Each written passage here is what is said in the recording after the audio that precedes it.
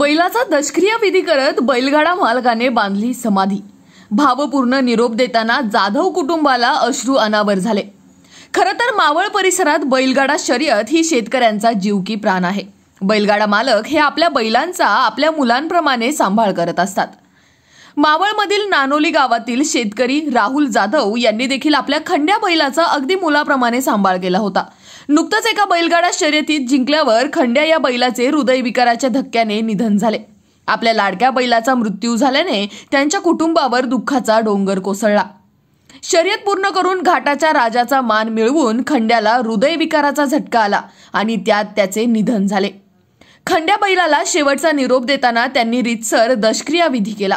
इतकंच नाही तर खंड्या या बैलाची समाधी उभारून विधिवत पूजा केली। त्याचप्रमाणे मावळ तालुक्यातील नानोली गावात जाधव या शेतकऱ्याने त्याच्या लाडक्या बैलाचा निधन झाल्यानंतर त्याचा 10वा विधी आणि उत्तर कार्य केला आहे।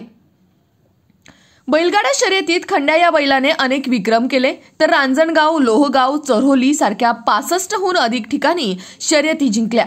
तसेच महाराष्ट्र केसरी, घाटाचा राजा म्हणून नाव लौकिक खंड्या बैलाने मिळवला होता। मात्र शेवटच्या क्षणी खंड्या या बैलाने घाटाचा राजा होण्याचा मान मिळवला। या बैलाने केलेल्या उपकाराची परतफेड म्हणून त्याने आपल्या घराशेजारीच लाडक्या खंड्या बैलाचे निधन झाल्यानंतर दफनविधी केली आणि त्यानंतर 10वा विधी आणि उत्तर कार्य देखील केले। यावेळी पंचक्रोशीतील नागरिक उपस्थित होते। जाधव कुटुंबियांनी 8 महिन्याचा असताना खंड्या हा बैल अंकुश जाधव यांच्याकडून खरेदी केला होता। त्यानंतर 5 वर्ष त्याचा मुलाप्रमाणे सांभाळ केला। खंड्याच्या निधनानंतर जाधव कुटुंबियांवर शोककळा पसरली आहे।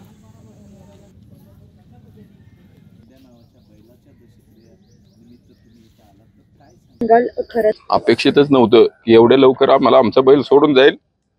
खंड्या म्हणजे आमच्या परिवारातील सदस्य। गेल्या 5.5 वर्षापासून आमच्याकडे असलेला खंड्या कधी मागे वळून पाहून दिलं नाही। कायम स्पर्धेमध्ये नंबर काढणारा आणि आमच्या प्रत्येक सदस्याने, आमच्या बैलगाडा संघटनेमधील प्रत्येक व्यक्तीने खंड्याला आपल्या भावाप्रमाणे, आपल्या मुलाप्रमाणे जपलं। खरं तर ज्यावेळी हा अंकुश जाधवांकडून आम्ही बैल घेतला, त्यानंतर त्याचं पालन पोषण हे घरातल्या व्यक्तीप्रमाणे केलं आणि मुकप्राणी हा निस्वार्थी असतो, त्याच पद्धतीने त्याने आपलं जीवन जगलं। कायम आमच्या परिवाराचं, आमच्या संघटनेचं कायम नाव वाढवण्याचं काम केलं।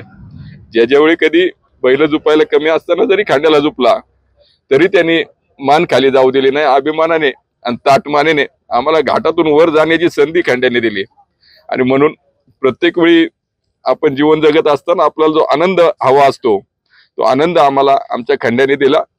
परंतु खंड्या एवढ्या कमी वयामध्ये आणि एवढ्या अचानकपणे आम्हाला सोडून जाईल असं आम्हाला कधी वाटलंच नव्हतं। खंड्याला शेवटी आम्ही बुट्टेवाडीत झोपल्यानंतर देखील त्या ठिकाणी त्यांनी कमी सेकंदामध्ये बारी लावली, घाटाचा राजा झाला। परंतु वर गेल्यानंतर दुर्दैवानं खंड्या आम्हाला सोडून गेला। जे आम्हाला अपेक्षित नव्हतं ते अचानकपणे दुःख हे आम्हाला त्या ठिकाणी झालं। परंतु खंड्या जिथेही कुठे असेल तिथं सुखी असेल असं आम्हाला आतोनात वाटतं, कारण की खंड्याने आपल्या जीवनामध्ये एक प्रामाणिकपणेच आमचं सुद्धा नाव वाढवलं आणि म्हणून मला परत हेच वाटेल की खंड्या कोणत्याही रूपात येऊ, आमच्याच घरी येऊ। खंड्याचं वय किती होतं? खंड्याला आम्ही विसरू शकत नाही। आज आमचा परिवार असेल, जगताप परिवार असेल किंवा आमची संघटना सर्वजण असतील, अगदी मनापासून जपलं म्हणून खंड्याने आमचं नावलौकिक वाढवला। खंड्या कोणत्याही जन्मी, कोणत्याही रूपात येऊ, पण आमच्याकडे येऊ हीच मी देवाकडे प्रार्थना करेल आणि खंड्याला मी आपल्या सर्वांच्या माध्यमातून भावपूर्ण श्रद्धांजली अर्पण करतो। खंड्या 5.5 वर्षाचा होता, परंतु खंड्या अजून खूप वर्ष जगला असता, पण जे नियतीला मान्य नसतं त्या काळापुढे आपण काही करू शकत नाही। पण खूप मोठं दुःख खंड्या आम्हाला अचानकपणे देऊन गेला, हे दुःख आम्ही विसरणार नाही। आज खंड्याचा विधी या ठिकाणी होत असताना खरं तर खंड्याने जे काय आमचं नावलौकिक वाढवण्यासाठी केलं, म्हणून आपलं जे कर्तव्य आहे घरातल्या व्यक्तीप्रमाणे सर्व विधी या ठिकाणी आम्ही आमच्या संघटनेच्या माध्यमातून केलेला आहे। आज दशक्रिया विधी आहे, आपण सर्वजण या ठिकाणी उपस्थित आहात, आमच्या दुःखामध्ये सहभागी झालात त्याबद्दल मी आपलं सर्वांचं ऋण व्यक्त करतो आणि या ठिकाणी थांबतो.